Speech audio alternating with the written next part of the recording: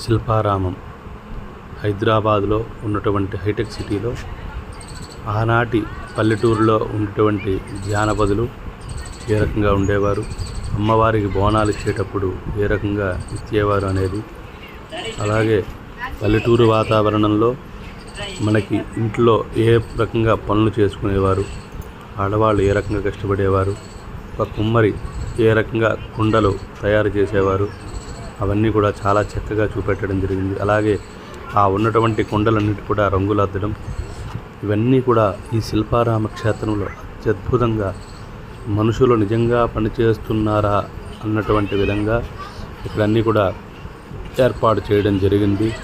అలాగే ఒక పొలం దున్నే రైతు ఏ రకంగా ఎద్దులతో పొలం దున్నుతారు, అలాగే గోడలకి అప్పట్లో ఈ పెయింట్లు అవి లేవు కాబట్టి జేగురు రంగు రాసి గోడల మీద ముగ్గులు వేసేవారు. అమ్మవారికి శివరాత్రి రోజు శుభపూజలు, అలాగే సంక్రాంతి రోజు గుడు బసవన్నలు, పల్లెటూరుల్లో ఎవరి ఇంట్లో వాళ్ళు మేదర బుట్టలు అల్లేవారు, అలాగే వడ్రంగి పని చేసేవారు, మేదర పని చేసేవారు. పల్లెటూరులో ఒక గుడిసెలో ఏ విధంగా జీవన విధానం ఉంటుందో చూపెడుతూ భార్యాభర్తలిద్దరూ కూడా వాళ్ళ శక్తి మేరకు పనిచేస్తూ ఉండేవారు. ఈ మేదర బుట్ట అల్లడం కానీ, అలాగే ఒకానొక సమయంలో పల్లెటూరులో సంతలన్నీ కూడా ఇలా ఒక దగ్గర, ఇప్పుడైతే మనకి ఎలాగే డిపార్ట్మెంట్ స్టోర్స్ వచ్చాయో అలాగే ఈ పల్లెటూరులో సంతలు అనేవి జరిగేవి. ఆ సంతలలో ప్రతిదీ కూడా దొరికేది. అలాగే చిలక జోష్యం చెప్పేవారు, చిలకను పెట్టుకుని ఇక్కడ చిలక జోష్యం చెప్తున్నారు.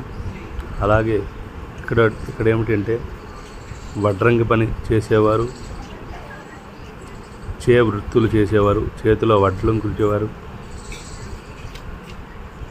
అలాగే బొమ్మల పనులు, ఇంట్లో ఆడవాళ్ళు ఏ రకంగా ఇంటి పనులు చేసేవారు, దారం ఉడికేవారు, తులసమ్మకు పూజ చేసేవారు, చేతి పనులు చేసుకునేవారు, ఇస్త్రీ పెట్టి వేసి చాకల పని చేసుకునేవారు, వడ్రంగి పని చేసుకునేవారు, ఇతర సామాన్లు ఏ రకంగా తయారు చేస్తారో ఆ విధానాన్ని, ఇవన్నీ కూడా మనకి కంటికి కనిపించేటట్టుగా ప్రదర్శన చేసే విధంగా వీళ్ళందరూ కూడా ఇక్కడ అమర్చారు.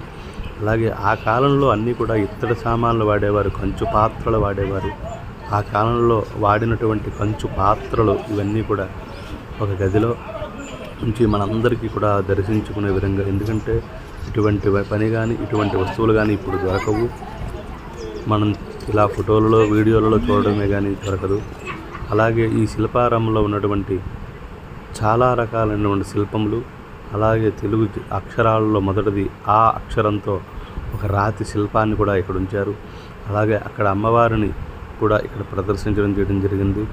అలాగే అనేక రకాలైన శిలలు మనం ఈ శిల్పారామంలో చూస్తాం. ధన్యవాదాలు.